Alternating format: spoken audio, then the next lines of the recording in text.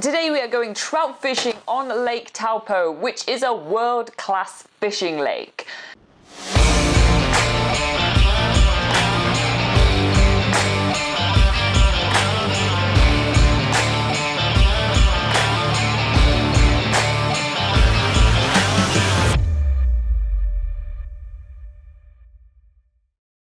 This morning we are leaving Bay's hostel right in the city centre and we head straight for the local harbour. Despite me looking like a salmon, we are going trout fishing today. It's almost the case everywhere in New Zealand. As soon as you arrive somewhere, the birds are already here. And there is no exception at the Taupo harbour. As we are waiting for our captain, we can check out a ton of different ducks and even some water hens. But today we are not here for the birds, we are here for the fishes. Today we are joining the team from Pinnacle Charters for a fishing trip around Lake Taupo. Our captain today is going to be Richard. He has been fishing on Lake Taupo for a very long time. In fact, he has been fishing in New Zealand for all his life. So it's needless to say that he is a fishing expert and he'll be able to share all his knowledge with us during this awesome tour. There's some trout right there. And if you look a little bit higher, there's some bait fish up here, which is the smell. Oh, wow. We just let the rod do the work. If we do that, we'll catch trout. Alright, Laura goes first. All right, let's get up and do some. So as you can see, Richard has some pretty fancy fishing gear, and the type of fishing that we're going to be doing today is something called champagne fishing, because it's actually that easy you could be drinking champagne. But the real word for it is trolling, and that's not to get confused with trolling on the internet. But basically, a weight line is attached to the line of your rod and lowered to your desired depth. Then the boat is moving around, you don't even touch the fishing rod, you just wait for the tension on your rod to be released, and that indicates that you've got a bite. Once we've got a bite, that means I can pick up the rod and start reeling in, and sure enough, we have our first rainbow trout of the day.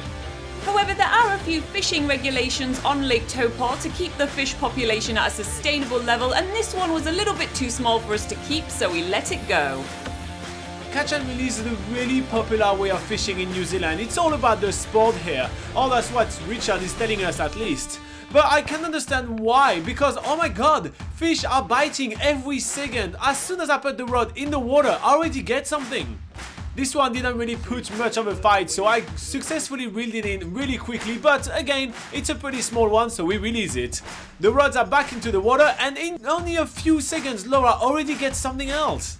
Lake Taupo is a massive reservoir of fish. In fact, it's the largest lake in New Zealand. And even more impressive, the lake is actually formed into the crater of the second largest volcano in the entire world. What about that for an epic place to fish? Needless to say that Lake Taupo is a fisherman's paradise. You see us catching fish after fish after fish. It only takes us minutes to move to a different spot and start catching fish again. Plus, Richard's equipment is absolutely amazing. Champagne fishing is absolutely easy. We literally let the rod do most of the stuff, and as soon as something bites, well then we get the fun part of fishing happening. And because with all those fancy rods we were not cheating enough, Richard also has a fish finder. It's kind of a little radar that tells him where the fish are on the lake, so we know where to head to get our next catch. We got a fish for dinner. What am I gonna cook it with?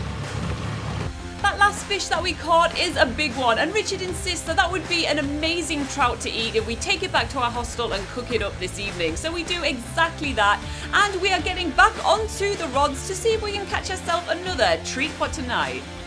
And sure enough, here comes another one. I'm getting really surprised at how quickly I'm getting the hang of this whole fishing thing. And Richard is helping with the net every time, taking the fish out of the water straight away, and then we can hold the fish in our hands for that awesome Lake Taupo fishing shot. And speaking of pictures, there's actually loads of picture opportunities to take around Lake Taupo on this beautiful lake surrounded by a few cliffs, covered in forest. We're even pretty close to the Maori rock carvings that are really famous on this lake, so we're going to be getting a closer look at those later. But for now, it's time for Robin to have his turn on the fishing rod. Now, a quick note about the paperwork. Fishing in New Zealand usually requires a license. It's not necessarily super hard to get, but going on a tour like this one with Richard is making things so much easier because the operator, like Richard in that case, he's taking care of the license for us, making it a breeze. We literally just have to show up, catch our fish, he's even cleaning it for us, bagging it, and then we're ready to go back to our hostel and cook ourselves a treat.